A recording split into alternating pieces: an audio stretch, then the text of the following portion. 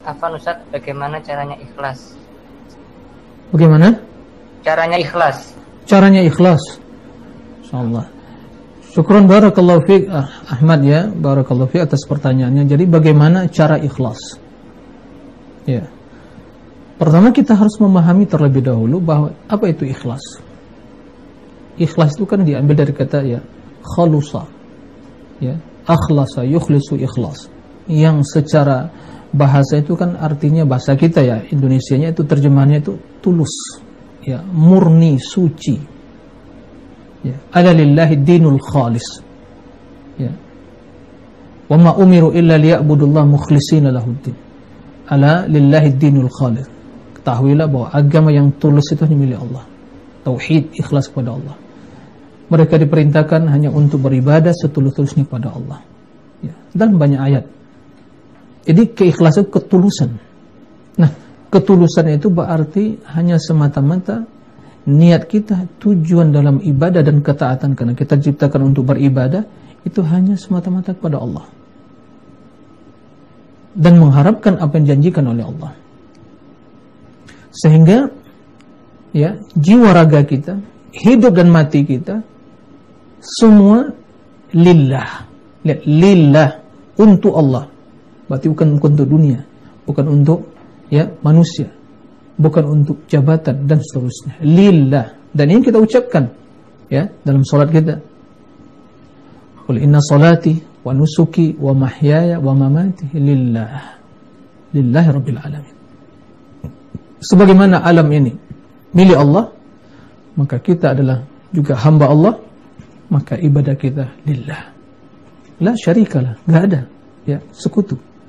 Nah, bila kita memahami hakikat keikhlasan tersebut, maka bagaimana cara ikhlas? Ya, pertama kita meyakini ya bahwa ibadah tersebut hanya spesial untuk Allah. Itu hak Allah yang wajib kita tunaikan. Kemudian di antara hal yang akan membantu kita untuk terus ya bisa merealisasikan keikhlasan dalam beribadah adalah meyakini bahwa manusia ya seperti kita juga, siapapun dia, tidak bisa memberikan manfaat untuk diri kita dan juga tidak bisa ya menolak kemudaratan dari diri kita. Jangankan ya untuk diri kita, untuk diri dia sendiri tidak mampu menyelamatkan dirinya, mendatangkan kesalehan dan kebaikan, semua di tangan Allah. Jika demikian, kenapa masih ada terbesit dalam hati ingin dipuji, ingin disanjung, ingin dilihat agar orang mengetahui?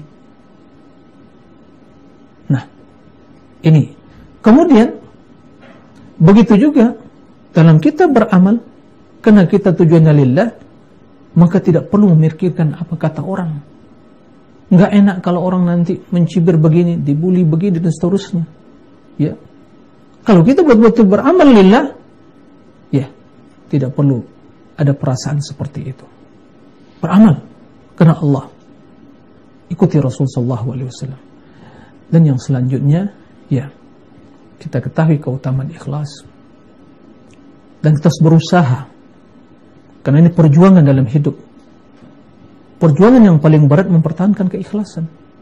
Sehingga seorang ulama salaf mengatakan, ma'alattu syai'an asyaqqa ala nafsi min niyati. Enggak ada sesuatu yang terus aku berjuang mempertahankan, membenahi, memperbaiki, mengobati yang ada pada diri saya, pada diriku, kata ulama salaf, daripada keikhlasan. Karena keikhlasan itu tulus. Bila bergeser sedikit saja, ya, bergeser sedikit 1 senti saja bergeser, itu berarti udah bahaya keikhlasannya, bahaya ketulusannya. Nah, oleh karena itu diantara sebab yang juga bisa membantu kita untuk merealisasikan ikhlas dalam ibadah, teruslah berusaha menyembunyikan amal kita. Berusaha sekuat tenaga sembunyikan amalan kita. Ya, karena kita beramal untuk siapa? Untuk Allah. Maka nggak perlu ada teriak-teriak, nggak perlu dipublikasikan, nggak perlu berkuar-kuar. Kenapa? Allah tahu kok. Allah tahu kita beramal untuk siapa? Lillah. Dan Allah tahu juga kita beramal untuk pujian manusia, juga Allah tahu. ya. Maka di antara cara adalah mari kita terus berusaha menyembunyikan amalan. Enggak ada yang tahu kecuali Allah Tabaraka wa Ta'ala. Memang kita beramal untuk siapa? Bukan untuk di-share di mana-mana di media sosial kita, dipublikasikan, tidak.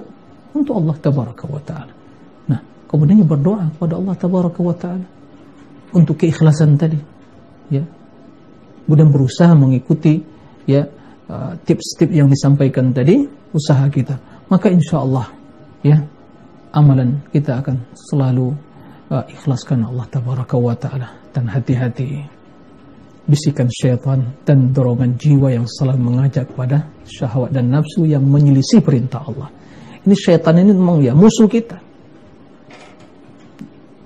Padahal dari awalnya ikhlas, tapi dengan berbagai media yang ada sekarang ini, di-share ke sana, inilah status inilah, Facebook ini, dan Telegram ini, Instagram ini, Twitter ini, macam-macam kan begitu, di-share sedikit.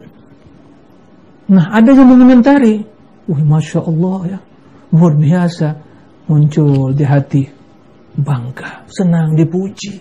Hati-hati, zaman sekarang ini banyak media yang merusak ikhlas, merusak ketulusan kita.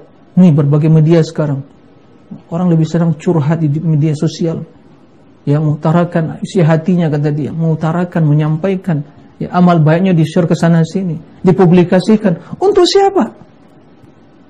Untuk siapa?